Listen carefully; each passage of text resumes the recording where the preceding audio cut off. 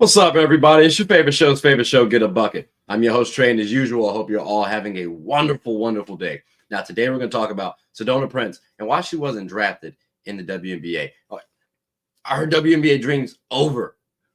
We'll talk about it. But before we do that, please make sure to hit that like and subscribe button, comment, tell anyone about the show. I'm trying to get the ratings up a little bit, just a little bit. But like I said, ladies and gentlemen, today we're going to talk about Sedona Prince and are her WNBA dreams over? And you might be wondering, who is Sedona Prince? Well, she's number 13 right there. She played for TCU, ladies and gentlemen. She is a 6'7" stud. You know what I'm saying? Like, out of TCU, she can get a bucket. Matter of fact, Sedona actually put women's college basketball on the map a little bit more because she actually stated their facilities were lackluster in terms of the upkeep, right? In terms of what they were given access to. And she put that on her TikTok account. And as a result, she went viral because of that. So you want to give a shout out to Sedona Prince, at least, for doing that, right? However, why did Sedona Prince not get drafted? Again, I said 6'7", right? You would think just off the height alone, she might want to get draft considerations. You would think so. You would think so. Well, I do think that it was a little bit different, ladies and gentlemen, in terms of why we did not get it. But before we talk about why she didn't get drafted, let's look at Sedona Prince overall, right? So overall, Sedona Prince played at Oregon, played at TCU, split time in college. During this time, all right, so here's the thing. These numbers are not actually accurate, to be honest with you. They not. Because, if we went to her overall stats, they look more like this. Like, you're going to see what she did at TCU. 18 points, 9 rebounds, 3.2 blocks. That's pretty good. Like, right there, that's pretty stellar. And ladies and gentlemen, I'm going to just read off real quick her overall point production. It was 14 points, 7 rebounds, 1.8 assists, 0.7 steals, 2.2 blocks, 1.5 turnovers, 2.4 fouls on 56% shooting, 29 from the field, 29% from three, and 74% from the free throw. Those are not bad stats right there to read off, especially given she's 6'7". Like, you can work with that if you're a WNBA team, right? Like, you think you can work with that. She might be able to shoot better than Camila Cardozo. All right, that's what we thinking. So again, 6'7", you cannot teach height, ladies and gentlemen. So now begs the question, well, why did she not get drafted? Like, you're hearing all these wonderful things about Sedona Prince. Why did she not get drafted? Well, ladies and gentlemen, there were a couple rumblings about Sedona Prince having a little bit of issues when it comes to off the court antics, right? Started back in apparently 2019, where Sedona actually allegedly locked the woman in a car and fondled her, and then threatened to charge because the woman did not actually come forward with the story, apparently. So because of that, she was saying, well, that's slander if you don't have any evidence. So I get why Sedona threatened to charge, right? Like, the lady that was accusing her. You got to come forward with that situation. If you're going to make that statement, you have to come forward with evidence. So I understand why. But still, that's going to make people focus on Sedona because that story is out there. So that's just one allegation out there, right? Then we had another situation where apparently she made a woman penetrate Sedona. Sedona made a woman penetrate herself with her hands, right? And it was unwanted. Now, that's 2 times now that we've gotten allegations and incidents going across. One time we can say, all right, cool, someone was lying maybe. Second time, you're going to start having a lot of doubters. So again, this is 2 instances, ladies and gentlemen, and over quite a recent span. Then we got another incident where apparently she pushes a woman off a back of a moving ATV and then drove off while drunk and then came back eventually. That's another allegation right there that we got to work out. And then there was a physical altercation with a former partner, and they both filed assault charges, right? And neither were eventually charged. But still, that's 4 incidents right there that we're dealing with. And we're talking about the WNBA or professional sports in general.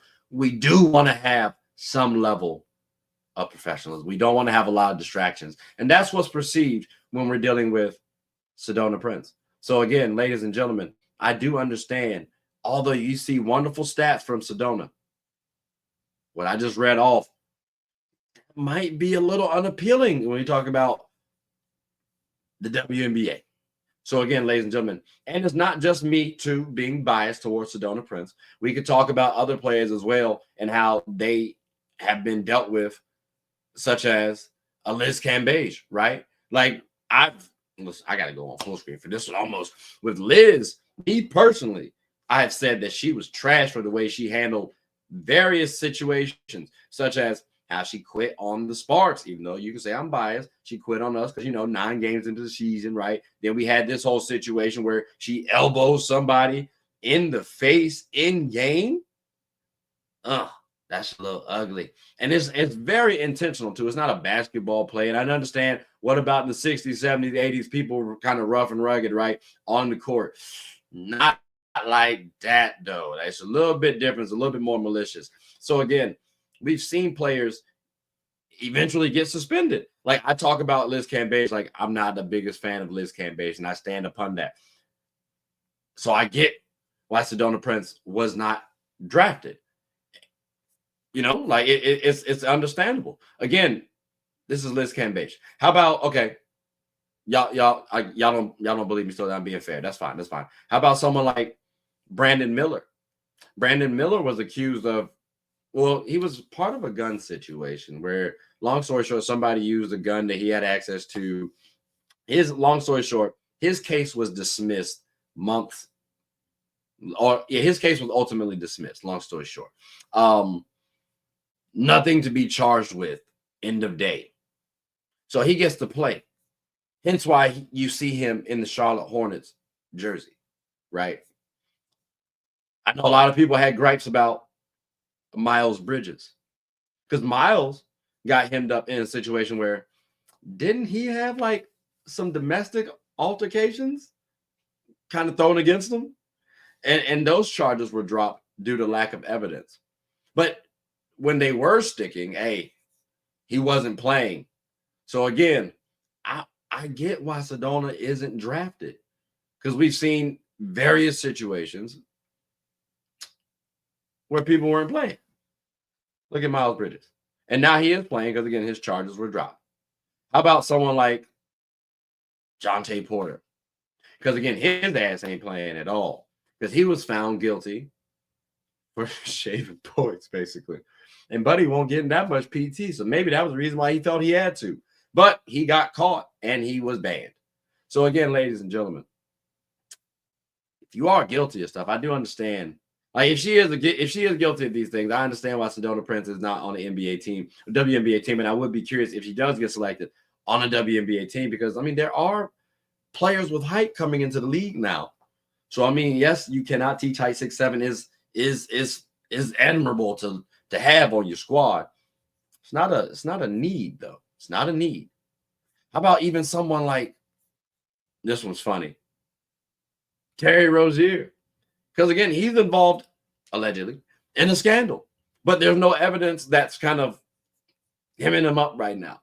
So, because of that, he's able to play. My knowledge.